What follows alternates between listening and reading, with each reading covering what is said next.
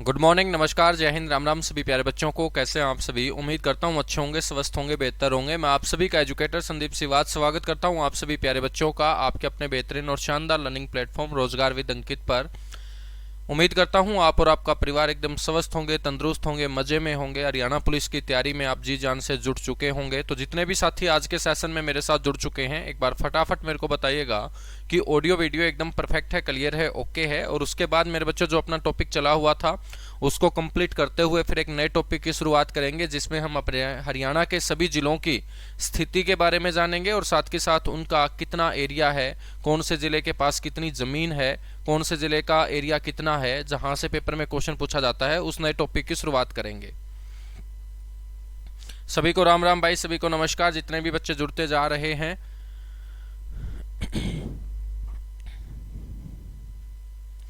तो मेरे बच्चों देखिएगा, पिछली क्लास में जो टॉपिक हम पढ़ रहे थे वो पढ़ रहे थे हरियाणा के शहरों के उपनाम, जिसमें मैंने गुरुग्राम के सबसे ज्यादा उपनाम आप लोगों को बताए थे। गुरुग्राम के अलावा हम फरीदाबाद के उपनाम पढ़ चुके थे, पलवल के उपनाम पढ़ चुके थे, रेवाड़ी के उपनाम हम पढ़ चुके थे। रेवाड़ी को हरियाणा की पित्तल नगरी कहा जाता है मेरे बच्चों। रेवाड़ी को हरियाणा की ब्रास सिटी कहा जाता है। सैनिकों का शहर इसे कहा जाता है, बर्तनों का शहर इसे कहा जाता है, वीर भूमि के नाम से इसे जाना जाता है। इसके अलावा भी मैं आप लोगों को एक दो और उपनाम बताऊं तो बच्चों, रेवाड़ी को अहीरवाल की राजधानी भी कहा जाता है। रेवाड़ी को अहीरवाल की राजधानी, अहीरवाल की राजधानी यानी कि हरियाणा के अंदर अहीर, अहीर का मतलब समझते होंगे यादव लोग बच्चों, उनके ऊपर जो शासन हुआ है इतिहास से ही, वो रेवाड़ी से ही हुआ है। अहीरों की राजधानी इतिहास में भी रेवाड़ी ही रहा। और आज भी हम बात करें तो अहीरों का जो सबसे मेन आप लोगों को पॉइंट हरियाणा में नजर आएगा वो रेवाड़ी ही नजर आएगा। तो इसे अहीरवाल की राजधानी भी कहा जाता है। मेरे बच्चों, रेवाड़ी को एक और उपनाम मिला। ये उपनाम शायद आप लोगों ने अभी तक ना सुना हो, लेकिन पेपर में पूछा जा सकता है बच्चों। इसे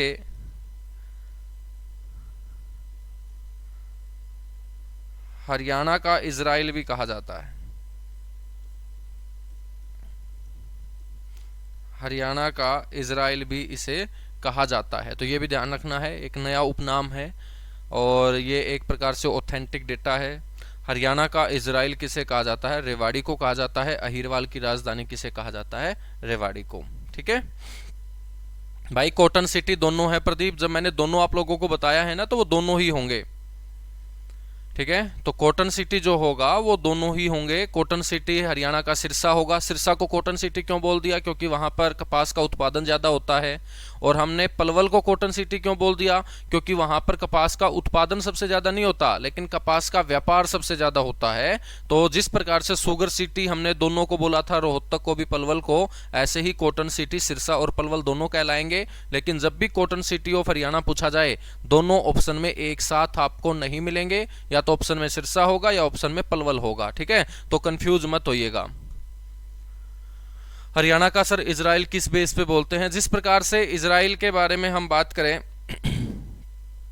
कि बहुत सारे दुश्मनों से गिरा हुआ है इजराइल, बहुत सारे दुश्मनों से क्या है, गिरा हुआ है इजराइल। और इजराइल अपने बलबूते मेरे बच्चों उन दुश्मनों से जो है ना, वो अपने आप को बचाए हुए है। तो इतिहास के अंदर हम बात करें तो रेवाड़ी के आसपास का जो इलाका था वो बहुत सारे खतरनाक राजाओं वाला इलाका था। और रेवाड़ी के राजा ने बच्चों अपनी रक्षा उन अन्य राजाओं से करने का काम किया। तो इतिहासकारों ने इसको हरियाणा का इजराइल के नाम से पुकारना शुरू किया था। इस बेस के ऊपर इसे हरियाणा का इजराइल बोला जाता है। इजराइल जो अपने एशिया महाद्वीप का देश है, तो आपने देखा होगा छोटा सा देश है, उसके चारों ओर बहुत सारे उसके दुश्मन हैं, लेकिन उन दुश्मनों के बीच अपनी टेक्नोलॉजी के आधार पर वो अपने आप को सुरक्षित बनाए हुए है। तो ऐसे ही इतिहास में रेवाड़ी भी मेरे बच्चों अपने दुश्मनों से अपने आप को सुरक्षित बनाए रखता था। तो रेवाड़ी को हरियाणा का इजराइल बोल दिया गया। ठीक है, बिल्कुल बिल्कुल बिल्कुल भाई, बहुत बढ़िया। चलेगा, आगे बढ़ेंगे फिर। राम राम भाई, राम राम राम राम। अब देखिएगा, आप लोग जो फालतू की बातें पूछते हैं ना, उससे फिर कोई फायदा होने वाला आपको है नहीं। ठीक है, कि नेशनल जीके का वेटेज कितना रहेगा, ये स्टार्टिंग में डेमो में ही आप लोगों को बता दिया था।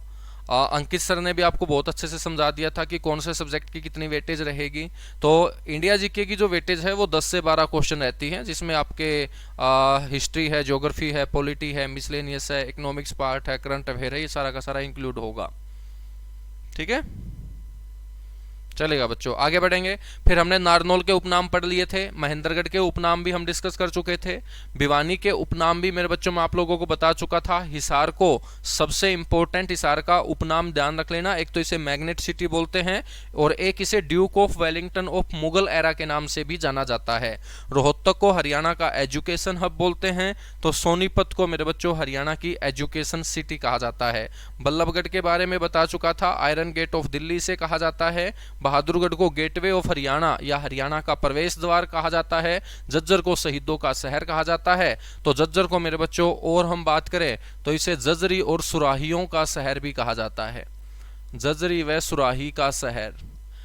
जजरी आप सभी जानते होंगे, आप लोगों ने देखी भी होगी ना, मटके जैसी होती है जिसके ऊपर का जो मेरे बच्चों मुंह होता है ना वो मटके जैसा खुला नहीं होता है, ठीक है। तो हवा प्रवेश नहीं करती इसके अंदर, जिस कारण जजरी का पानी जो है ना वो गर्मियों में ठंडा रहता है। तो जजरी व सुराही का शहर किसे कहा जाता है? झज्जर को ही कहा जाता है। तो एक और उपनाम आप इसमें ऐड कर लेना। तिगांव को अमर शहीदों का गांव बोल दिया था। पानीपत के बारे में हम पढ़ रहे थे, तो पानीपत को लास्ट में हमने बोला था कि इसे बुनकरों या जुलाहों का शहर कहा जाता है। बच्चों बुनकर का मतलब होता है इंग्लिश में वीवर, तो इसे वीवर सिटी कहा जाता है। पेट्रोकेमिकल्स हब इसे कहा जाता है।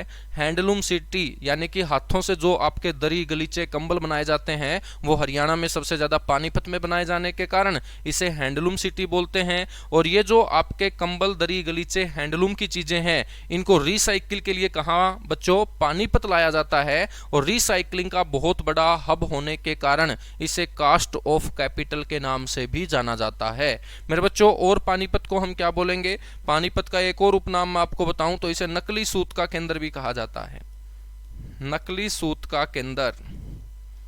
तो हरियाणा में नकली सूत का केंद्र कौन सा शहर है बच्चों या कौन सा जिला है? तो आप बोलेंगे नकली सूत का केंद्र है पानीपत, ठीक है। तो पानीपत से आगे हम पढ़ना स्टार्ट करते हैं, चलिएगा।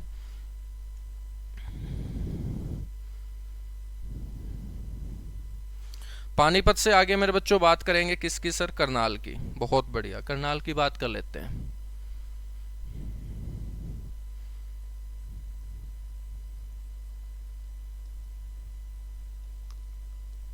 करनाल मेरे बच्चों, करनाल को क्या कहा जाता है? सबसे पहले ध्यान रखिएगा कि करनाल विधानसभा क्षेत्र है और करनाल विधानसभा क्षेत्र से वर्तमान में हरियाणा के जो मुख्यमंत्री हैं मनोहर लाल खट्टर, वो क्या है? विधायक हैं। तो बच्चों जब यहां से हरियाणा के मुख्यमंत्री विधायक चुने जाते हैं तो लोगों ने इसे बोलना शुरू कर दिया सीएम सिटी ऑफ हरियाणा। कौन सी city? CM, CM city of Haryana. यानी कि जहां से मुख्यमंत्री विधायक चुना गया हो वो सिटी क्या कहलाएगी? सीएम सिटी कहलाएगी, सीएम सिटी ऑफ हरियाणा। बच्चों इस क्षेत्र को बसाने का काम सूर्यपुत्र कर्ण ने किया था, इसीलिए इसे दानवीर कर्ण की नगरी भी कहा जाता है। दानवीर कर्ण की नगरी किसे कहा जाता है मेरे बच्चों? सर दानवीर कर्ण की नगरी भी करनाल को ही कहा जाता है। और करनाल को अन्य किस उपनाम से जाना जाता है? करनाल को बोलते हैं दान का कटोरा। दान मेरे बच्चों जिससे छिलका उतरेगा तो क्या बनेगा? चावल बनेगा। दान या चावल एक ही बात है।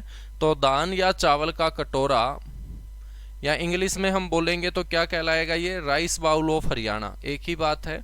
कई बार वो इंग्लिश में छाप देगा, तो इंग्लिश में छाप देगा तो आपको घबराना नहीं है।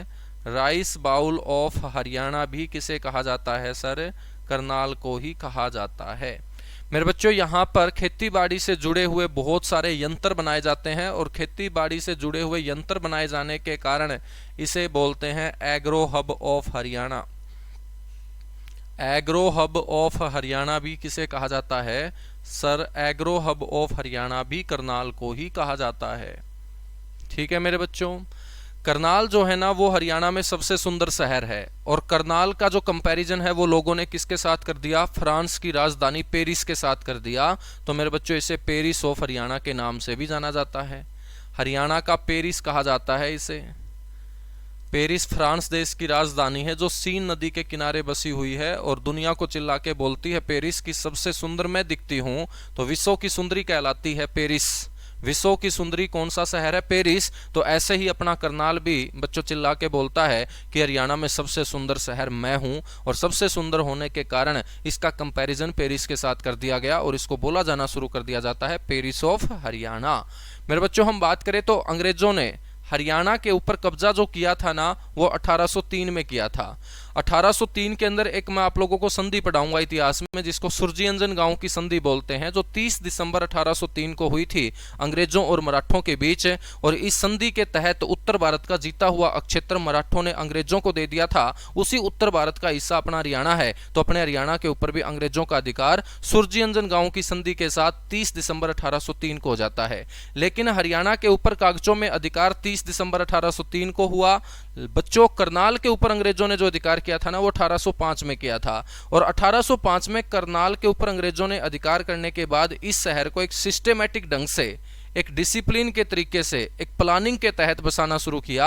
और अंग्रेजों ने हरियाणा के जिस शहर को सबसे पहले एक प्लानिंग के तहत, एक सुनियोजित तरीके से, एक न्यू पैटर्न, नवीनतम पत्ती पर बसाया जाना शुरू किया हो, वो करनाल शहर है। तो अंग्रेजों ने सबसे पहले हरियाणा में कौन सा शहर बच्चों बसाने का काम किया था सिस्टेमेटिक ढंग से? करनाल। इसीलिए इसे बोला जाता है नवीनतम पद्धति से बसाया गया प्रथम शहर।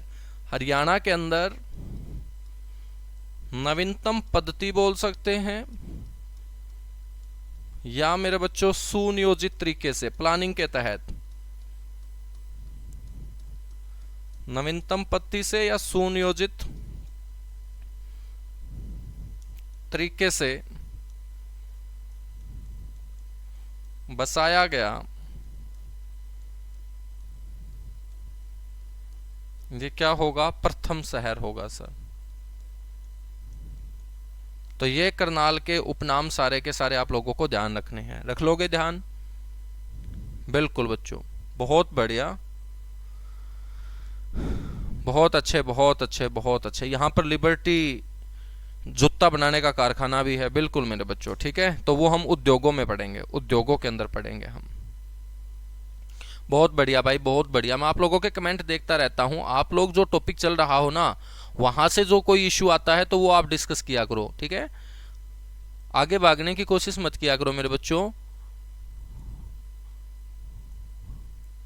सारे की सारी चीजें आपकी डे बाय डे क्लियर होती चली जाएंगी, ठीक है। तो जब RWA पे तुम आए हो तो टेंशन फ्री हो के आप पढ़ते रहो। आपसे ज्यादा जिम्मेदारी हम टीचरों के ऊपर है, क्योंकि हम भी चाहते हैं कि ज्यादा से ज्यादा बच्चा यहाँ से पढ़कर नौकरी लगे और उसके बाद सम्मान समारोह में आप लोगों को फिर हम बुलाएं, ठीक है ना बच्चों। तो आपसे ज्यादा जिम्मेदारी जो है ना, वो टीचरों की है। आपकी जिम्मेदारी इतनी बनती है कि जितना पढ़ाया जाता है वो अगले दिन बहुत अच्छे तरीके से आप लोग कवर करके आएं, और कोई डाउट आता है तो वो डाउट आप जिस भी सब्जेक्ट का है उस टीचर से आप डिस्कस करें। तो सारी की सारी चीजें हैं, agriculture, animal husbandry, IPC, CRPC, सारी की सारी चीजें कवर होंगी। हरियाणा जी के history, geography, polity, maths, computer, reasoning, English, ठीक है बच्चों। करनाल के बाद हम बात करेंगे फिर किसकी बात करेंगे? करनाल के बाद सर हम बात कर लेते हैं कुरुक्षेत्र की। बिल्कुल मेरे बच्चों, कुरुक्षेत्र की बात करेंगे। कुरुक्षेत्र को क्या कहा जाता है?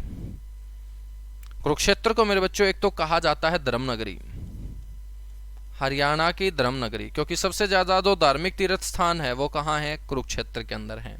और कुरुक्षेत्र के अंदर जो तीर्थों की संख्या बताई जाती है वो 360 बताई जाती है।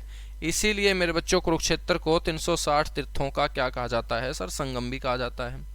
360 तीर्थों का संगम मेरे बच्चों कुरुक्षेत्र, ठीक है। कुरुक्षेत्र को और क्या कहा जाता है? कुरुक्षेत्र को कहा जाता है city of parks, city of parks, ठीक है मेरे बच्चों। बगीचों का शहर हम बोल सकते हैं, क्योंकि यहाँ पर 3 बड़े पार्क स्थित हैं, जिसमें एक का नाम है हर्षवर्धन पार्क, हर्षवर्धन पार्क, एक का नाम है तपोवन पार्क, तपोवन पार्क, एक का नाम है मेरे बच्चों पुरुषोत्तम पार्क।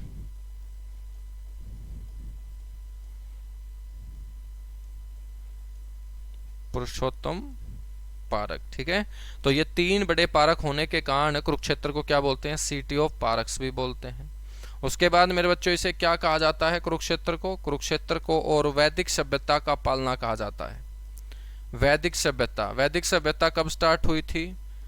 वैदिक सभ्यता का मतलब है कि इस सभ्यता के लोगों का जो जीवन है वो किसके ऊपर आधारित था? वेदों के ऊपर आधारित था। ठीक है, तो वैदिक सभ्यता का पालने का मतलब जहां से कोई चीज पलती बढ़ती है, फलती फूलती है। तो मेरे बच्चों हम बात करें तो हरियाणा में ही कुरुक्षेत्र वो जगह है जहां से वैदिक सभ्यता का प्रचार और प्रसार हुआ। वैदिक सभ्यता फलना फूलना स्टार्ट हुई थी और पलना बढ़ना स्टार्ट हुई थी, आगे बढ़ना स्टार्ट हुई थी, और उसी जगह को हम क्या बोलेंगे? पालना बोलेंगे। तो इसे वैदिक सभ्यता का क्या कहा जाता है? पालना कहा जाता है। तो ये कुरुक्षेत्र के क्या होंगे? उपनाम होंगे। इसे धर्मनगरी बोलते हैं, इसे वैदिक सभ्यता का पालना बोलते हैं, 360 तीर्थों का संगम बोलते हैं, सिटी ऑफ पारक्स के नाम से जाना जाता है। ठीक है, और इसे कहा जाता है कुरुओं की भूमि या कुरुओं का क्षेत्र। तो कुरुओं का जो क्षेत्र होगा वो क्या होगा? कुरुक्षेत्र होगा मेरे बच्चों। कुरुओं का क्षेत्र क्या कहलाएगा? कुरुक्षेत्र कहलाएगा। कुरुक्षेत्र का ही एक शहर है पेहवा। पेहवा भी आप लोगों ने खूब सुना होगा। बिल्कुल सुना है सर, पेहवा। और पेहवा कहाँ है? कुरुक्षेत्र में है सर। तो मेरे बच्चों पेहवा जो है कुरुक्षेत्र जिले का हिस्सा, जो विधानसभा क्षेत्र भी है, ये पितरों के श्राद्ध के लिए जाना जाता है। किसके लिए फेमस है ये पितरों के श्राद्ध के लिए। पितरों के श्राद्ध हेतु क्या है? प्रसिद्ध। और मेरे बच्चों भारत के अंदर हम बात करें तो पितरों के श्राद्ध के लिए भारत में कौन सी जगह फेमस है? बिहार राज्य के अंदर उस जगह का नाम है गया। और मेरे बच्चों इस पेहवा को गया के साथ क्या कर दिया जाता है? कंपेयर कर दिया जाता है, इसकी तुलना कर दी जाती है, और इसको बोला जाता है हरियाणा का गया। क्या बोला जाता है? हरियाणा का गया। गया बच्चों जगह है, कहीं तुम बाद में सोचो कि हरियाणा का क्या गया। हरियाणा का कुछ नहीं गया, ना हरियाणा का कोई लेके जा सकता है, क्योंकि हरियाणा बहुत जबरदस्त राज्य है। तो बच्चों हरियाणा का गया का मतलब क्या है? हरियाणा का कुछ नहीं गया है। गया एक जगह है जो बिहार के अंदर किसके लिए जानी जाती है? पितरों के श्राद्ध के लिए जानी जाती है। और इसी गया नामक स्थान बिहार के साथ अपने हरियाणा के पेहवा को क्या कर दिया गया? कंपेयर कर दिया गया बच्चों, इसकी तुलना कर दी गई और इसको बोल दिया गया हरियाणा का गया। क्या बोल दिया गया? हरियाणा का गया बोल दिया गया। ठीक है, पेहवा के साथ साथ हम बात करें तो बच्चों कुरुक्षेत्र के अंदर एक और क्षेत्र है जिसका नाम है शाहाबाद। शाहाबाद भी किसका हिस्सा है? कुरुक्षेत्र का ही हिस्सा है सर, शाहाबाद।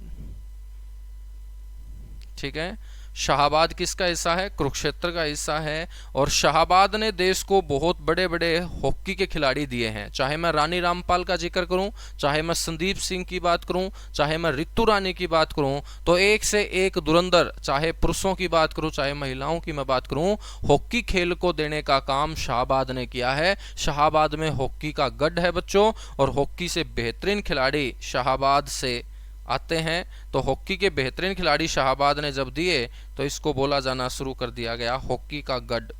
तो मेरे बच्चों हॉकी का गढ़ कौन होगा? शाहाबाद, जो मार्कंडा नदी के किनारे क्या है? बसा हुआ है। कुरुक्षेत्र जिले का ये भी विधानसभा क्षेत्र है। ठीक है, तो यहां तक कोई डाउट है तो फटाफट कमेंट कीजिएगा, उसके बाद हम आगे बढ़ेंगे। मेरे बच्चों एक तो होता है पितरों का श्राद्ध, ठीक है, एक तो होता है पितरों का श्राद्ध और एक होता है पिंडदान करना। क्या करना? पिंडदान करना। एक है श्राद्ध, एक है पिंडदान करना। दोनों बातों में अंतर होगा, है ना। तो जब भी किसी व्यक्ति की मृत्यु हो जाती है तो उसका हम अंतिम संस्कार कर देते हैं, और अंतिम संस्कार के 1-2 दिन के बाद उसकी जो अस्थियां हैं उनको इकट्ठा करके एक लोटे में डाल के मेरे बच्चों किसी ना किसी नदी तालाब के अंदर हम बहा के आते हैं। और जब बहाते हैं तो उस आदमी के लिए हम अच्छी अच्छी बातें जो बोलते हैं ना, उसे पिंड भरना बोलते हैं। क्या बोलते हैं? पिंड भरना बोलते हैं। तो हरियाणा के अंदर जो पिंडदान के लिए फेमस है, अब मैं आपसे पूछूं कि भारत में सबसे ज्यादा अस्थियां कहां पाई जाती हैं, तो आप बोलोगे गंगा में पाई जाती हैं। और गंगा में पाई जाती हैं तो कौन सी जगह के ऊपर? हरिद्वार के अंदर। तो मेरे बच्चों पिंडदान के लिए भारत में फेमस है कौन? उत्तराखंड का हरिद्वार, जो गंगा नदी के किनारे है। ठीक है, तो हरियाणा के अंदर पिंडदान के लिए फेमस कौन है? हरियाणा के अंदर पिंडदान के लिए वो जगह फेमस है जब महाभारत युद्ध खत्म हो जाने के बाद पांडवों ने अपने पूर्वजों का पिंडदान करने के लिए 12 वर्ष तक सोमवती अमावस्या का इंतजार उस जगह के ऊपर बैठकर किया था। और जब सोमवती पूर्णवती अमावस्या आई थी 12 साल के बाद, तो मेरे बच्चों उन्होंने अपने पूर्वजों का पिंडदान उस तालाब के अंदर करने का काम किया था। और वो तालाब जींद जिले की धरती के ऊपर बना हुआ है और उसी जगह को बोलते हैं पांडु पिंडारा। क्या बोलते हैं? पांडु पिंडारा। पांडवों के द्वारा जो अपने पूर्वजों के पिंड भरे गए उस जगह को हम क्या बोलते हैं? पांडु पिंडारा। और पांडु पिंडारा जींद का कंपैरिजन कर दिया गया किसके साथ? हरिद्वार के साथ, और उसको बोला जाता है हरियाणा का लघु हरिद्वार। क्या बोला जाता है? हरियाणा का लघु हरिद्वार। ठीक है बच्चों।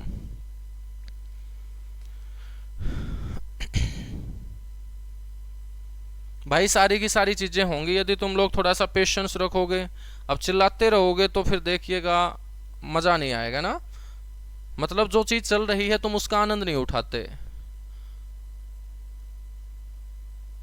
जो चीज चल रही है उसका आनंद उठाया करो मेरे बच्चों। चीजें आसान होती जाएंगी तुम्हारे लिए जिंदगी में। अब अपना यही तो है कि जो प्रेजेंट है उसको भूल के हम पास्ट और फ्यूचर इसी की चिंता में है। तो जो ये चल रहा है एक बार यहां से चीजें देखिएगा, आगे क्या करवाना है वो मेरे ऊपर छोड़ दीजिएगा। मैंने बोला है कि आपका 20 में से 20 के 20 क्वेश्चन ठीक मैं करवाऊंगा, एक क्वेश्चन भी इधर उधर नहीं जाने दूंगा।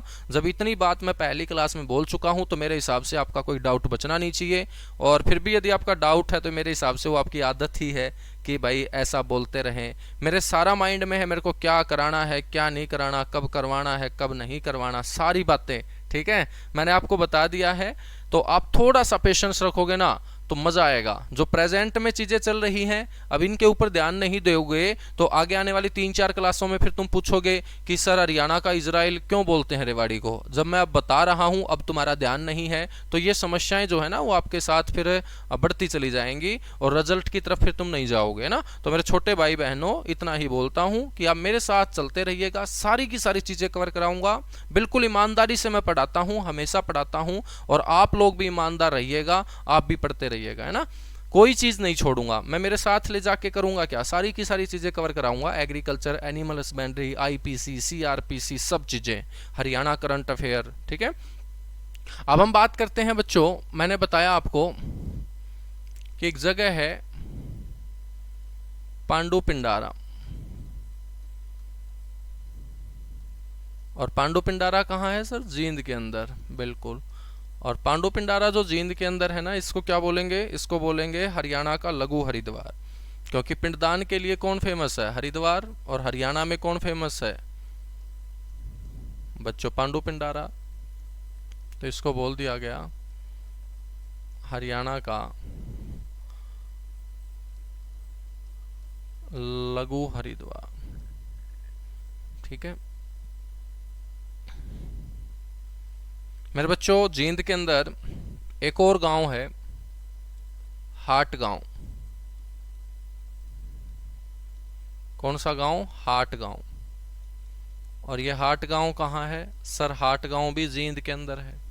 और ये जो हाट गांव है जींद के अंदर, तो इसे पता है क्या कहा जाता है? इसको कहा जाता है मेरे बच्चों 68 तीर्थों का संगम। 68 तीर्थों का संगम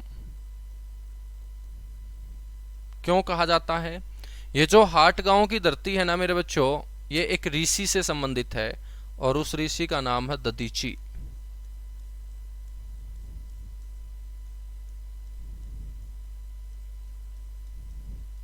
हाट गांव कौन से ऋषि से संबंधित है? दधीची नामक ऋषि से संबंधित है। बताया जाता है कि एक बार भगवान से राक्षस का वध नहीं हो रहा था तो किसी ने बताया कि ये राक्षस ऐसे नहीं मरेगा, इस राक्षस का जो वध है वो इस दधीची नाम की ऋषि की हड्डियों के अंदर छिपा हुआ है। हड्डियों में कैसे छिपा हुआ है? तो उस व्यक्ति ने भगवान को बताया कि दधीची नाम के ऋषि जो है ना, उनके शरीर की हड्डियों से आपको एक अस्त्र बनवाना पड़ेगा और उसी अस्त्र से इस राक्षस का जो वध है वो निश्चित है। भगवान आते हैं दधीची ऋषि के पास और दधीची ऋषि को बोलते हैं कि आपको मेरे साथ चलना पड़ेगा, आपके मैं प्राण लेने आया हूं, क्योंकि यदि आप प्राण नहीं देंगे, यदि आप अपना शरीर मेरे को नहीं देंगे तो इस सृष्टि को बचाना बड़ा मुश्किल हो जाएगा, क्योंकि राक्षस का जो वध है वो हो नहीं रहा और वो पूरे के पूरे संसार को डे बाय डे बहुत ज्यादा नुकसान पहुंचा रहा है। तो मेरे बच्चों, दधीची नाम के ऋषि ने बोला कि इससे अच्छी बात हो ही नहीं सकती कि खुद भगवान चल के मेरे को लेने आए हैं। यदि मैं आज नहीं जाऊंगा तो वैसे भी मैं बूढ़ा हो चुका हूं, 3-4 साल बाद आप मेरे को वापस ऐसे ही बुला लोगे। तो दधीची नाम के ऋषि ने मेरे बच्चों जब भगवान ने इनसे हड्डियां दान में मांगी तो इन्होंने हड्डियां दान में देने का फैसला कर लिया था। लेकिन ददीची नाम के ऋषि ने बोला कि मेरी जो हड्डियां हैं वो एक भगवान के हाथ में जाएंगी, तो मैं अपने आप को पहले पवित्र करना चाहता हूं। और ददीची नाम के ऋषि ने 68 अलग अलग जगह से मेरे बच्चों पानी मंगवाकर स्नान करने का काम किया था। और ददीची नाम के ऋषि ने स्नान करने के लिए जो भारत के अलग अलग 68 धार्मिक जगह से पानी मंगवाकर स्नान किया, तो बच्चों स्नान जहां पर किया वो धरती कितने तीर्थों का संगम बन जाएगी? 68 तीर्थों का संगम। और इसी गांव की धरती के ऊपर ददीची नाम के ऋषि ने भगवान को अपनी हड्डियां दान में देने से पहले 68 अलग अलग जगह से पानी मंगवाकर स्नान करने का काम किया था। और इस धरती के ऊपर जब 68 जगह से मंगवाया गया पानी गिरता है तो यह संगम हो जाती है कितने तीर्थों का? 68 तीर्थों का। तो 360 तीर्थों का संगम कुरुक्षेत्र कहलाता है। 68 तीर्थों का संगम कौन कहलाता है? हाटगांव जींद। और हाटगांव जींद मेरे बच्चों कौन से ऋषि से संबंधित है? ददीची ऋषि से संबंधित है। यह भी आपको पता होना चाहिए, ठीक है। हरियाणा का मुगल द्वीप बोलेंगे थानेसर को मेरे भाई। हरियाणा का जो मुगल द्वीप है वो थानेसर को बोलेंगे, ठीक है। उसके बारे में भी बात करेंगे।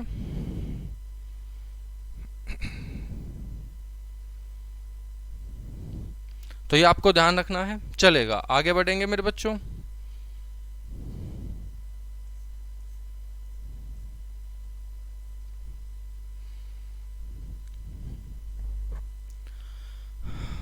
अब हम बात कर लेते हैं थानेसर। थानेसर जो है ना,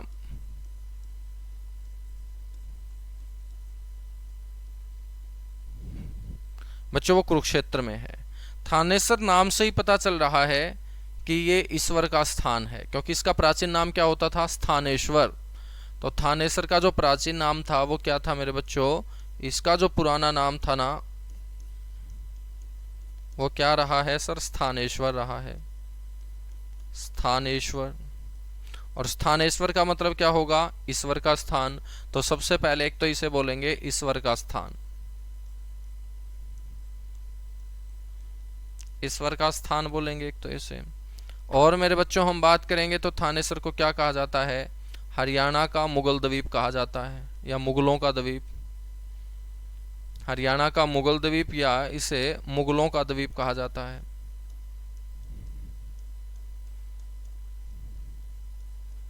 मुगल द्वीप या इसे मुगलों का द्वीप भी बच्चों क्या है? कहा जाता है। आई बात समझ में? बहुत बढ़िया, चलेगा। फिर आगे बढ़ेंगे बच्चों। कुरुक्षेत्र के बाद बात करेंगे सर किसकी? कैथल की। कैथल की। कैथल को किन उपनामों से पुकारा जाता है? एक तो कैथल को मेरे बच्चों कहा जाता है कपिल मुनि की नगरी। अब पेपर में आपसे पूछा जाए कपिल मुनि की नगरी कौन सा शहर, तो बच्चों ऑप्शन जरूर देख लेना है। यदि ऑप्शन में कलायत दे रखा हो ना, तो कैथल का कलायत सही मायने में कपिल मुनि की नगरी है। लेकिन कलायत ऑप्शन में नहीं दे रखा है, तो कलायत कौन से जिले में आता है? कैथल में। तो कलायत की धरती किसकी धरती मानी जाएगी? कैथल की धरती। तो बच्चों कैथल को भी हम कपिल मुनि की नगरी बोल देते हैं, लेकिन तब बोलते हैं जब ऑप्शन में क्या ना हो? कलायत ना हो, ठीक है। तो जीके के अंदर जो भी आंसर दिया जाता है वो ऑप्शन को देख के दिया जाता है। ऑप्शन देख कर ही आप लोगों को डिसाइड करना पड़ेगा कि आंसर क्या बनेगा, है ना। तो कोई भी क्वेश्चन जो है ना वो ऑप्शन के ऊपर टिका होता है। तो कपिल मुनि की नगरी यदि कलायत दे रखा है तो सबसे पहले आप कलायत आंसर देंगे, कलायत नहीं है तो हम कैथल आंसर देंगे। मेरे बच्चों हम बात करें तो इसी कैथल की धरती के ऊपर बताया जाता है माता अंजनी ने भगवान हनुमान को जन्म देने का काम किया था। तो बच्चों इसीलिए इसे हनुमान की जन्म स्थली के नाम से भी जाना जाता है। हनुमान जी की जन्म स्थली के नाम से भी इसे क्या है? जाना जाता है। माता अंजनी ने यहीं पर बच्चों भगवान हनुमान को जन्म दिया था। और ये बात कौन बताता है? ये बात बताता है वायु पुराण। और वायु पुराण को ही हम शिव पुराण भी बोलते हैं। तो चाहे वायु पुराण हो चाहे शिव पुराण हो, उसी में ये बात लिखी गई है कि माता अंजनी ने भगवान हनुमान को जन्म देने का काम हरियाणा के कैथल में ही किया था। ठीक है बच्चों, चलेगा, आगे बढ़ेंगे। फिर कैथल को और क्या बोलेंगे? भगवान हनुमान हमारे वानर रूपी भगवान थे। तो बच्चों ये वानरों की भूमि रहा है। इसे वानरों की भूमि के नाम से भी क्या है, जाना जाता है। वानरों की भूमि किसे कहते हैं, कैथल को ही बोलते हैं सर। और कैथल को मेरे बच्चों किस नाम से पुकारा जाता है, कैथल को नवग्रह कुंडों की छोटी काशी कहा जाता है सर। नवग्रह कुंडों की छोटी काशी, क्योंकि मैंने आप लोगों को बताया था कि यहाँ पर 9 कुंड स्थापित किए थे युधिष्ठिर ने भगवान श्री कृष्ण के कहने पर, और इन्हीं 9 कुंडों के आसपास बसा हुआ क्षेत्र क्या कहलाता है, आज का कैथल कहलाता है। तो इसे नवग्रह कुंडों की छोटी काशी के नाम से मेरे बच्चों जाना जाता है। तो ये कैथल के क्या होंगे, उपनाम होंगे। ठीक है, कैथल के बाद हम बात करेंगे, कैथल के बाद हम बात करेंगे मेरे बच्चों अंबाड़ा की।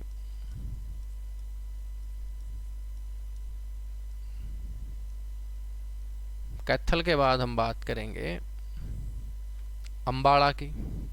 अंबाड़ा में आपको ध्यान रखना है कि अंबाड़ा को किस उपनाम से जाना जाता है। एक तो इसे कहा जाता है हरियाणा की विज्ञान नगरी, science city of Haryana.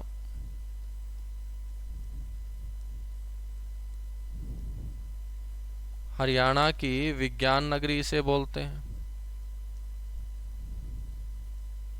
Science city of Haryana. ठीक है मेरे बच्चों, एक इसे कहा जाता है वैज्ञानिक उपकरणों का शहर। तो भारत में जितने भी वैज्ञानिक उपकरण बनते हैं उनमें सबसे ज्यादा उपकरण बनाने वाला शहर आपका बच्चों कौन है, अंबाड़ा। वैज्ञानिक उपकरणों का शहर किसे कहा जाता है, अंबाड़ा को कहा जाता है सर। बच्चों हम बात करें तो यहाँ पर जूसर सबसे ज्यादा बनते हैं, जूसर का मतलब मिक्सी, तो इसीलिए इसे बोलते हैं हरियाणा की मिक्सी सिटी। हरियाणा की कौन सी सिटी बोलते हैं इसे, हरियाणा की इसे मिक्सी सिटी बोलते हैं। हरियाणा की मिक्सी सिटी के नाम से किसे जाना जाता है, अंबाड़ा को जाना जाता है। और अंबाड़ा को क्या कहा जाता है, अंबाड़ा को बोला जाता है हरियाणा की ट्विन सिटी। हरियाणा की twin city, twin city, twin का मतलब क्या होगा, जुड़वा। तो मेरे बच्चों हरियाणा की जो जुड़वा नगरी है ना वो जगाधरी और यमुना नगर है। ठीक है, ये जरूर ध्यान रखना आप लोग कि जो जगाधरी और यमुना नगर हैं जो एक दूसरे के साथ जुड़े हुए शहर हैं, और कब जगाधरी खत्म हुआ कब यमुनानगर शुरू हुआ ये पता ही नहीं चलता। तो मेरे बच्चों इसीलिए इन दोनों शहरों को बोलते हैं हरियाणा की जुड़वा नगरी। लेकिन जुड़वा नगरी तो इसको हम बोल चुके हैं ना, तो मेरे बच्चों अंबाड़ा को जुड़वा नगरी नहीं बोल सकते फिर, क्योंकि एक को ही बोलेंगे। तो हरियाणा की जुड़वा नगरी जगाधरी यमुनानगर है। तो बच्चों अंबाड़ा कैंट और अंबाड़ा शहर, अंबाड़ा कैंट और अंबाड़ा शहर ये दो क्षेत्र भी एक दूसरे के साथ क्या है, घुसे हुए हैं। अंबाड़ा कैंट और अंबाड़ा शहर एक दूसरे के साथ जुड़े होने के कारण इनको जुड़वा नगरी नहीं बोला गया, बल्कि जुड़वा को जो इंग्लिश में बोलते हैं ट्विन, तो इसको ट्विन सिटी बोल दिया गया। तो ध्यान रखिएगा कि ट्विन सिटी अंबाड़ा है, जुड़वा नगरी कौन है, जगाधरी और यमुनानगर। ठीक है, बिल्कुल बिल्कुल भाई। कैथल के अंदर एक और मैं आपको उपनाम बता देता हूं, इसको गुरुद्वारों का शहर भी बोलते हैं। गुरुद्वारों का शहर भी किसे कहा जाता है, कैथल को ही कहा जाता है। गुरुद्वारों का शहर कैथल को कहा जाता है। ठीक है, चलेगा। अब हम बात करते हैं बच्चों प्रॉपर यमुनानगर की।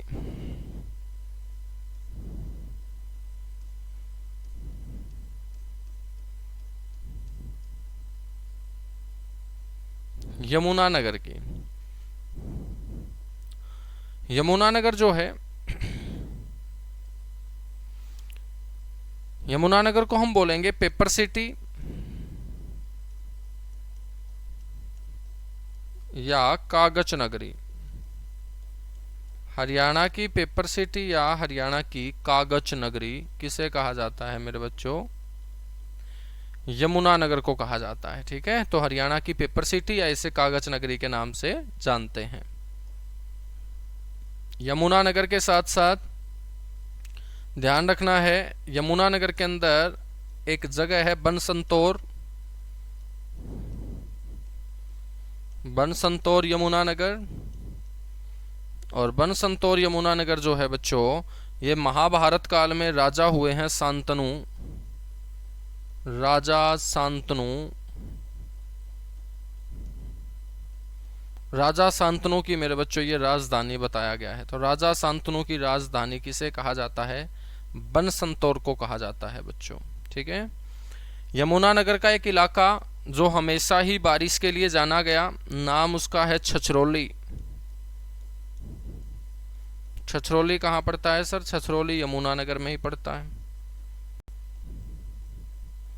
छछरौली यमुनानगर में ही पड़ता है। और छछरौली यमुनानगर हम बात करें तो आज़ादी के बाद अपने पंजाब और हरियाणा वाले क्षेत्र में सबसे ज़्यादा वर्षा के लिए जाना जाता था। और उस समय भारत में सबसे ज़्यादा वर्षा के लिए जो फेमस था वो चेरापूंजी था। तो छछरौली का कंपैरिजन लोगों ने चेरापूंजी के साथ कर दिया और इसको बोल दिया हरियाणा का चेरापूंजी। तो हरियाणा का चेरापूंजी किसे कहा जाता है सर? हरियाणा का चेरापूंजी कहा जाता है छछरौली यमुनानगर को, छछरौली यमुनानगर को।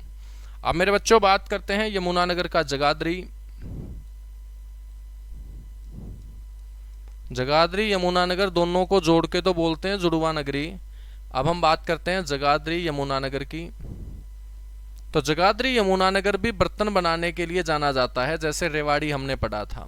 और यहाँ पर भी मेरे बच्चों पित्तल के बर्तन बहुत ज़्यादा बनते हैं।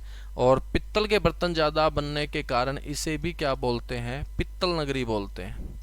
अब आप बोलोगे कि सर ऐसा क्या हुआ, हमने रेवाड़ी को भी पित्तल नगरी बोल दिया, तो इसको भी पित्तल नगरी बोला जाता है। लेकिन दोनों ऑप्शन में एक साथ नहीं मिलेंगे। आपसे क्वेश्चन इस लैंग्वेज में पूछा जाएगा कि जगाधरी को निम्नलिखित में से किस उपनाम से जाना जाता है, तो वहां मिले पित्तल नगरी, तो मेरे बच्चों इसे बोलते हैं हरियाणा की पित्तल नगरी, ठीक है। हरियाणा की पित्तल नगरी रेवाड़ी को भी बोलते हैं, हरियाणा की पित्तल नगरी जगाधरी को भी बोलते हैं, क्योंकि जगाधरी भी पित्तल के बर्तन बनाने के लिए जाना जाता है मेरे बच्चों। और हम बात करेंगे फिर किसकी बात करेंगे सर? पंचकुला की बात कर लेंगे। चलो पंचकुला की बात कर लेते हैं।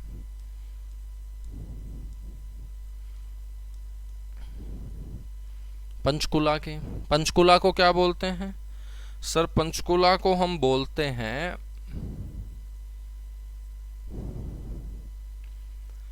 चंडीगढ़ की सोलर सिटी। हरियाणा की सोलर सिटी कौन?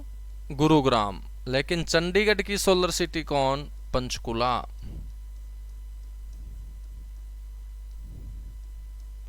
मेरे बच्चों चंडीगढ़ की सोलर सिटी किसे कहा जाता है? पंचकुला को कहा जाता है, ठीक है।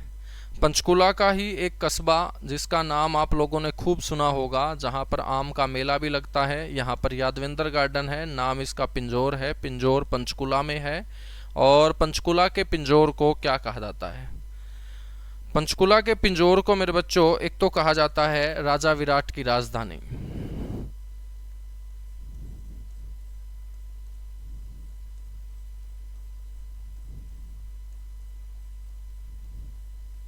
इसे राजा विराट की क्या कहा जाता है? राजा विराट की राजधानी कहा जाता है, ठीक है। और हम बात करें मेरे बच्चों, इसे और क्या कहा जाता है? इसको कहा जाता है 360 बावड़ियों का शहर, 360 बावड़ियों का नगर। मेरे बच्चों बावड़ियों का नगर हमने किसको बोला था? नारनौल को। लेकिन यहाँ पर भी बावड़ियां बनी हैं। अब बावड़ी का मतलब है मिट्टी के कटने से बनने वाला गड्ढा। और मिट्टी का कटना मतलब हवा के माध्यम से भी हो सकता है, जल के माध्यम से भी हो सकता है। और पिंजौर साइड जो पहाड़ियां हैं वहाँ वो शिवालिक पहाड़ियां हैं। और शिवालिक पहाड़ियों से निकलने वाली नदियां जो होंगी ना, तो उन नदियों का तेज गति से बहता हुआ जल भी बच्चों बीच में आने वाली चट्टानों को भी काटेगा, यानी कि वहां पर भी मृदा अपरदन होगा। वहां पर मृदा अपन जल के माध्यम से होगा, उसे जल अपरदन बोलेंगे। महेंद्रगढ़ साइड जो अपरदन हो रहा है वो हवा के माध्यम से हो रहा है, उसे वायु अपरदन बोलते हैं। और शिवालिक क्षेत्र में बच्चों अपरदन जो होगा, मिट्टी का जो कटाव होगा, भूमि का जो कटाव होगा, वो जल के माध्यम से होगा। तो वो कौन सा अपरदन होगा? वो जल अपरदन होगा, ठीक है, जल अपरदन होगा। तो इसे हम 360 बावड़ियों का नगर बोलेंगे, क्योंकि बताया जाता है कि पिंजौर में पहले 360 के आसपास बावड़ियां इस प्रकार से बनी थी, नेचुरल तरीके से बनी थी, तो इसे 360 बावड़ियों का नगर बोल दिया गया। बच्चों पिंजौर के बाद हम चर्चा करते हैं किसकी? पंचकुला का एक और कस्बा है रायपुर रानी। आप लोगों ने सुना होगा रायपुर रानी, बिल्कुल सुना है सर, रायपुर रानी पंचकुला। और इस रायपुर रानी पंचकुला के अंदर बच्चों हरियाणा सरकार एक बहुत बड़ी क्या बना रही है, नैनो सिटी। और नैनो सिटी बनाए जाने के कारण इसको क्या बोल दिया गया, हरियाणा की नैनो सिटी। तो लगभग 10,000 एकड़ भूमि के ऊपर हरियाणा सरकार सबीर भाटिया के साथ मिलकर हरियाणा सरकार सबीर भाटिया के साथ मिलकर लगभग 10,000 एकड़ के ऊपर यहाँ पर नैनो सिटी बना रही है। तो इसीलिए इसे क्या बोल दिया, हरियाणा की नैनो सिटी बोल दिया। हरियाणा की नैनो सिटी किसे बोलते हैं हम, रायपुर रानी पंचकुला को। यहाँ तक बातें क्लियर हुई, फटाफट बताइएगा बच्चों। उसके बाद जो एक दो और उपनाम बचे हैं उनको और कवर कर लेते हैं और अपना ये टॉपिक हो जाएगा कंप्लीट।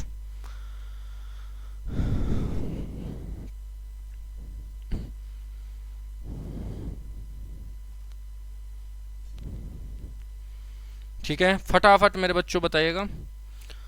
तो कोई भी उपनाम हम छोड़ेंगे नहीं, और जो आपके दिमाग में चले तो आप भी कमेंट के अंदर मेरे को बता दिया करो। आपके दिमाग में कुछ भी चल रहा हो हरियाणा जीके को लेकर बच्चों, जो टॉपिक चल रहा है उससे रिलेटेड, तो सारे के सारे जो है ना मिलके अच्छी तैयारी करेंगे, बेहतरीन। एक भी क्वेश्चन अपना दाएं बाएं नहीं निकलना चाहिए, सीधा गोला जो है ना वो करेक्ट ऑप्शन पे जाना चाहिए। गुड़गांव को पार्क सिटी नहीं बोलते हैं भाई, park city of Haryana Kurukshetra को ही कहा जाता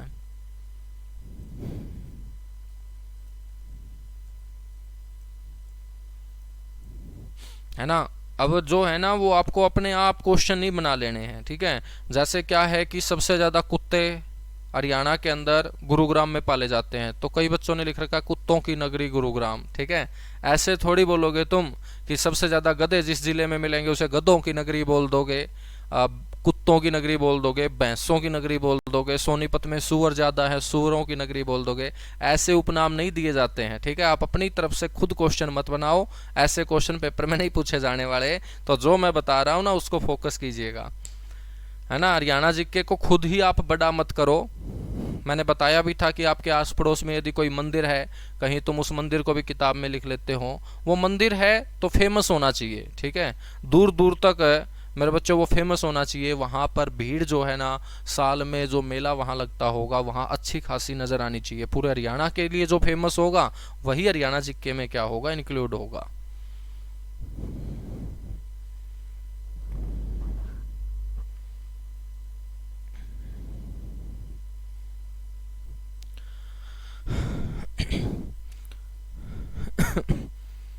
चलेगा भाई, बिल्कुल। एक उपनाम और ध्यान है, ये और नोट कर लीजिएगा, इलेक्ट्रॉनिक सिटी ऑफ हरियाणा, ठीक है। बीच बीच में कोई उपनाम और याद आता जाएगा तो मैं लिखवाता जाऊंगा आप लोगों को।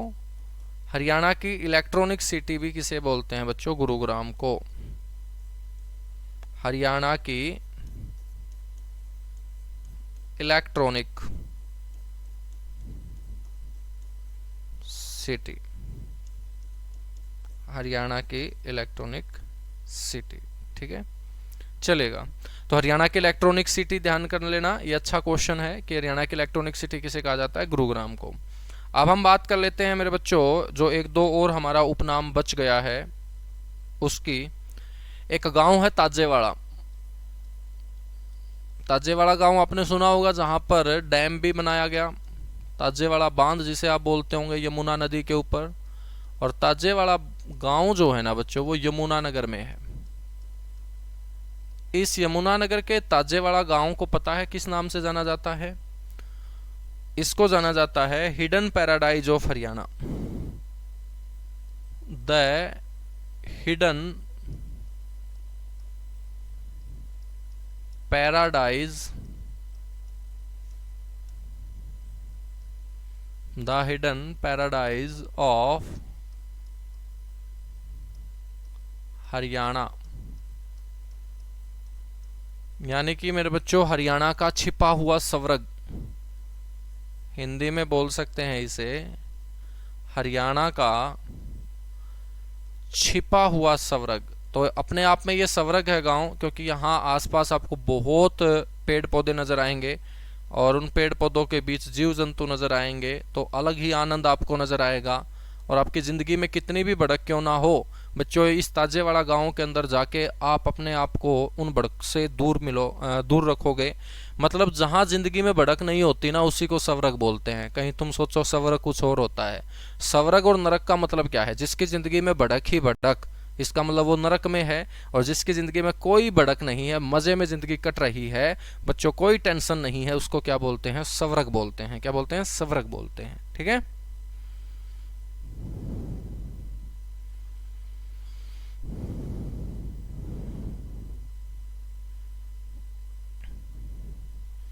बिल्कुल भाई। सर बुक की कोई ज़रूरत है क्या?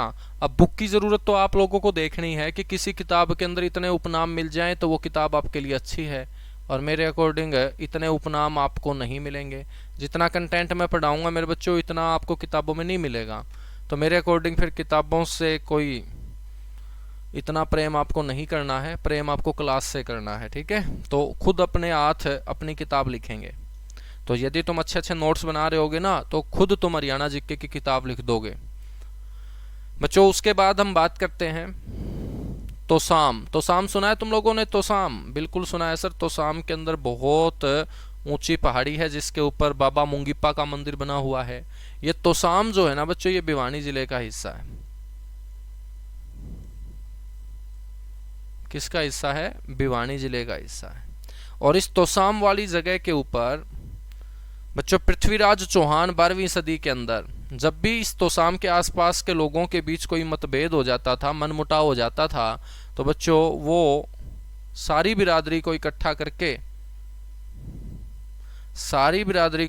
करके बच्चों उन लोगों को फैसला सुनाने का काम किया करता था। तो जब फैसला सुनाएगा तो फैसला या न्याय कहाँ होता है? कचहरी के अंदर। तो तोसाम की जो बरादरी है ना, इसको पृथ्वीराज चौहान की कचहरी के नाम से जाना जाता है।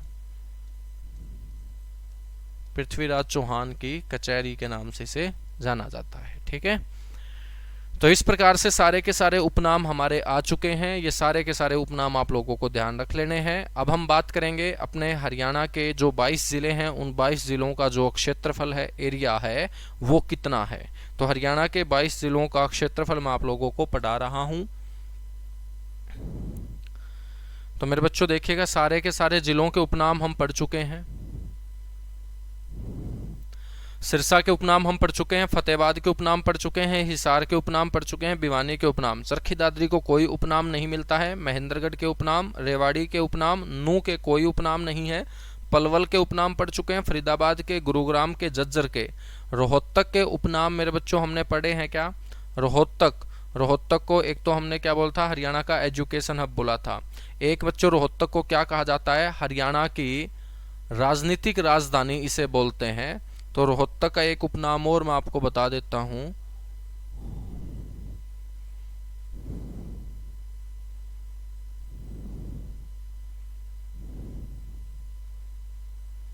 हरियाणा की राजनीतिक राजधानी मेरे बच्चों ध्यान रखना है। ठीक है। हरियाणा की आर्थिक राजधानी कौन सी? गुरुग्राम। तो हरियाणा की राजनीतिक राजधानी, पॉलिटिकल कैपिटल ऑफ हरियाणा बच्चों वो रोहतक होगा।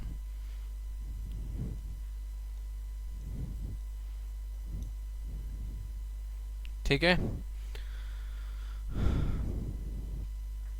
तो जींद के उपनाम अपने हो चुके थे सोनीपत के, पानीपत के, करनाल के, कैथल के, कुरुक्षेत्र के, अंबाला के, यमुनानगर के और पंचकुला के। अब हम बात करेंगे क्षेत्रफल की, एरिया की।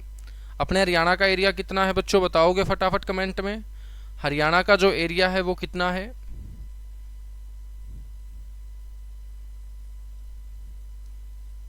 हेडिंग डालिएगा, हरियाणा के सभी जिलों का क्षेत्रफल। कौन से जिले के पास कितनी जमीन है, जो पेपर में पूछी जाती है बच्चों। कई बार ऐसे भी पूछ लिया जाता है कि 4 जिलों का क्षेत्रफल देकर आपस में उनका मिलान करो। कई बार क्वेश्चन ऐसे भी पूछ लिया जाता है कि आरोही आधार पे या अवरोही आधार पर क्षेत्रफल के अनुसार इनको क्रम में रखो। तो क्रम में रखना भी, और जब क्रम में रखोगे तो सभी जिलों का एरिया तो आप लोगों को पता होना चाहिए ना मेरे बच्चों। जिस जिस प्रकार से हरियाणा के अंदर जिले बने होंगे उसी आधार पे मैं आपको क्षेत्रफल बता देता हूँ। सबसे पहले ध्यान रखना है करनाल जिले का क्षेत्रफल। और आपसे कोई पूछ ले कि करनाल का एरिया कितना है बच्चों, तो आपको बोलना है 2520 स्क्वायर किलोमीटर। करनाल का एरिया कितना है? 2520 स्क्वायर किलोमीटर। करनाल के बाद ध्यान रखिएगा दूसरा जो डिस्ट्रिक्ट होगा वो होगा गुरुग्राम। गुरुग्राम का आपसे कोई एरिया पूछ ले तो आपको बोलना है 1258 स्क्वायर किलोमीटर। ये जो एरिया है ये मैं प्रेजेंट टाइम का बता रहा हूँ आपको वर्तमान में, क्योंकि 22 जिलों का एरिया हम कवर कर रहे हैं। तो गुरुग्राम का एरिया कितना होगा? 1258 यहाँ स्क्वायर किलोमीटर में ध्यान रखना है। उसके बाद मेरे बच्चों ध्यान रखना है जींद। जींद का जो एरिया है वो है 2702। गठन के समय कितना था ये? 2712। वर्तमान में कितना है? 2702 बच्चों। उसके बाद ध्यान रखना है अम्बाड़ा का एरिया कितना है सर? अम्बाड़ा का जो एरिया है मेरे बच्चों वो है 1569 स्क्वायर किलोमीटर। 1569।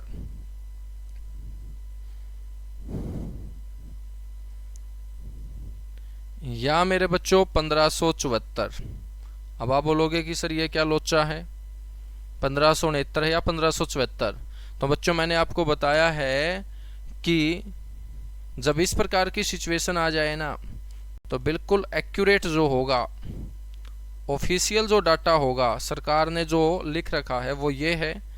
और जो आपकी किताबें होंगी ना, किताबों में 1574 दिया होगा। तो जब 1569 ऑप्शन में ना हो तो 1574 कर देंगे। और मेरे बच्चों यदि दोनों ऑप्शन में आ जाते हैं ना तो आपको हर हाल में ऑफिशियल डाटा करना है जो सरकार ने प्रोवाइड करवा रखा है कि हमारे अम्बाड़ा का एरिया इतना है। तो आपको हरियाणा का अम्बाड़ा जिले का एरिया 1569 ही ध्यान रखना है, ठीक है। लेकिन मैं 1574 इसलिए लिखवा देता हूँ क्योंकि आप लोग बुक पढ़ने के आदी होंगे और आपने जो जो किताब ले रखी होगी तो उस किताब के अंदर आप 1574 पढ़ोगे तो आपके दिमाग में जाएगा कि सर ने गलत लिखवा दिया है। सर ने गलत नहीं लिखवाया बच्चों, जिसने वो किताब छापी है ना उसने गलत लिख रखा है, ठीक है ना। तो ये जरूर ध्यान रख लेना, ये जरूर ध्यान रख लेना कि अपने बोर्ड के ऊपर गलती नहीं होगी। जो तुम किताब पढ़ रहे होगे ना वहीं पर वो मिस्टेक होगी, उसको ठीक करना है। मैं आपको किताबों वाला भी बता के चलूंगा और जो एक्यूरेट होगा वो भी बता के चलूंगा, क्योंकि किताब वाले तो एक बार छाप के निकल जाते हैं, ठीक है। उनको तुम पकड़ नहीं पाओगे, ना तुम्हें ये पता कि किसने वो किताब लिखी होगी और उस किताब के ऊपर तुम पूरा का पूरा विश्वास कर लोगे।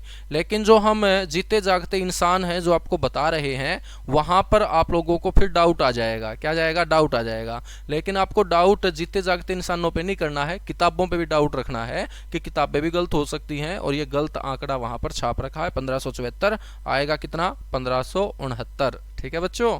समझ में आई बात? चलेगा, आगे बढ़ेंगे। सर हरियाणवी में क्यों नहीं पढ़ाते? हरियाणवी में पढ़ोगे तो मेरे बच्चों देखिएगा बहुत सारे और डिस्ट्रिक्ट से भी बच्चे जुड़े हुए हैं ना, तो फिर हरियाणवी में वो नाराज हो जाएंगे। राजस्थान वाले बोलेंगे राजस्थानी में पढ़ाओ, है ना।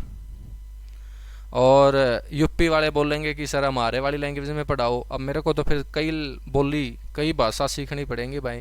तो हिंदी में चलने दो चीज़ों को, बाकी बीच बीच में हरियाणवी ट्यूनिंग भी चलती रहेगी।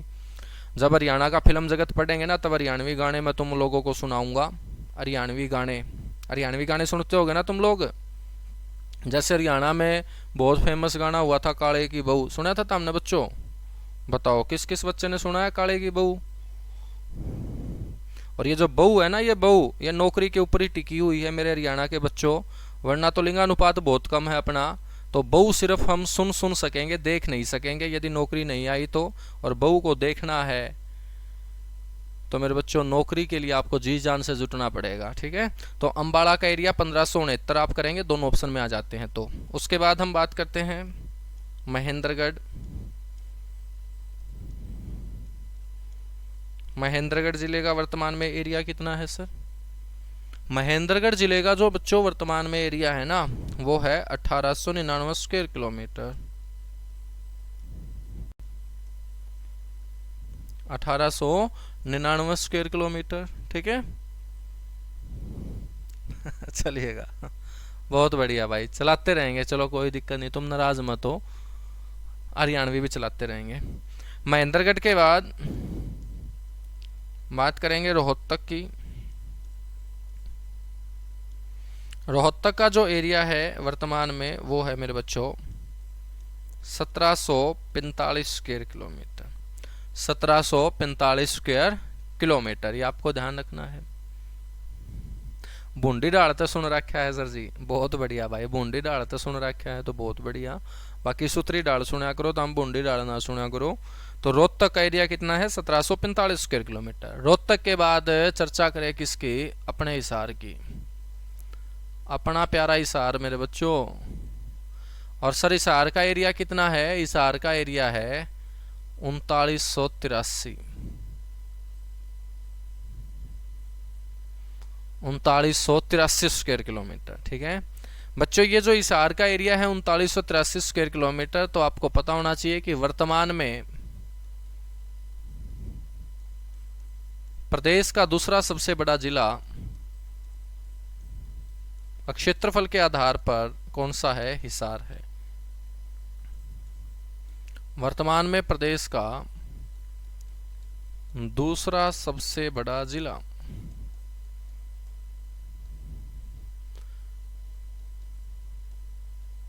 वर्तमान में प्रदेश का दूसरा सबसे बड़ा जिला कौन सा है सर, हिसार है। ठीक है, तो सबसे बड़ा कौन सा होगा, वो सिरसा होगा, उसको हम आगे पढ़ेंगे। हिसार के बाद मेरे बच्चों बात करते हैं भिवानी की।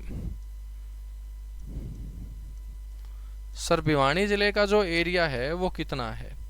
भिवानी मेरे बच्चों आप सभी को पता होगा कि चरखी दादरी जब इससे जिला बनता है तो इसका एरिया क्या हो जाता है, कम हो जाता है।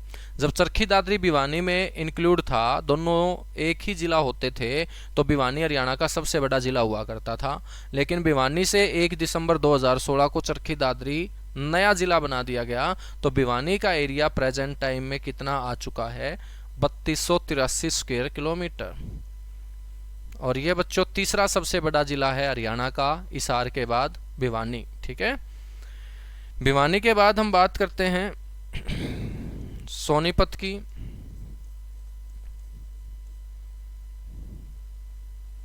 मेरे बच्चों सोनीपत का जो एरिया है ना वो ध्यान रखना है आपको, 2260 स्क्वायर किलोमीटर सोनीपत जिले का क्या है, क्षेत्रफल है। ठीक है,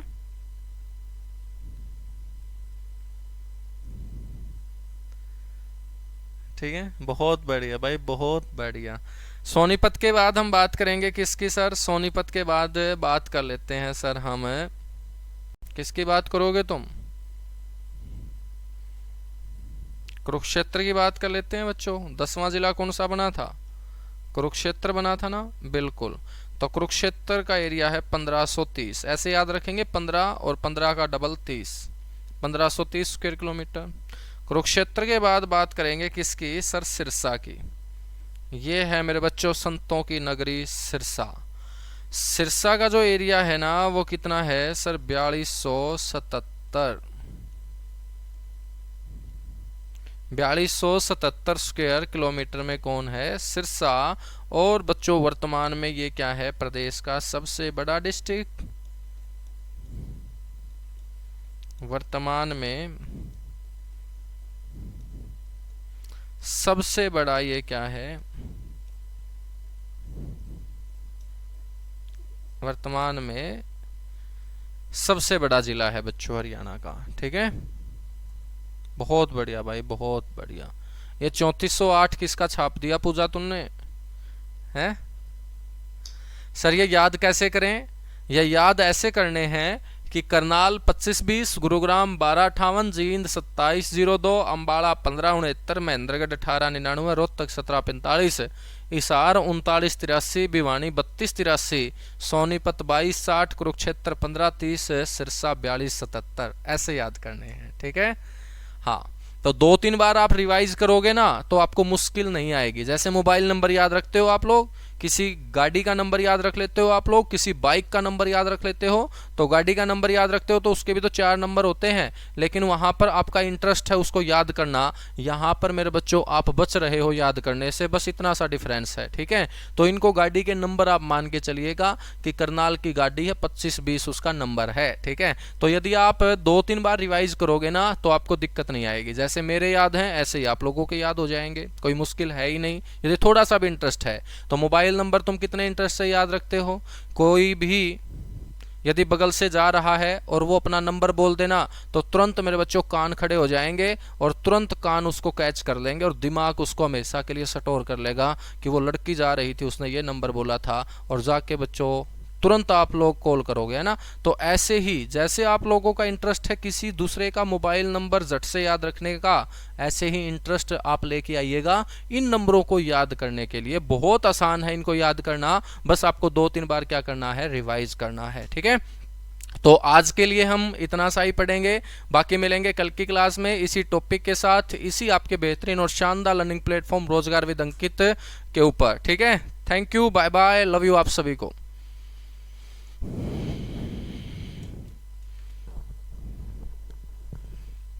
नहीं मेरे बच्चों, भिवानी का 3408 नहीं है, गूगल के ऊपर नहीं देखना, भिवानी डिस्ट्रिक्ट की वेबसाइट पे जाके देखना है, पूजा। ठीक है, पूजा आर्य। तो जो किताबों में लिख रखा है उन किताबों को साइड में रख के अपने वाले जो कंटेंट है उसके ऊपर विश्वास कीजिएगा, नौकरी आएगी, पक्का आएगी। चलेगा, थैंक यू।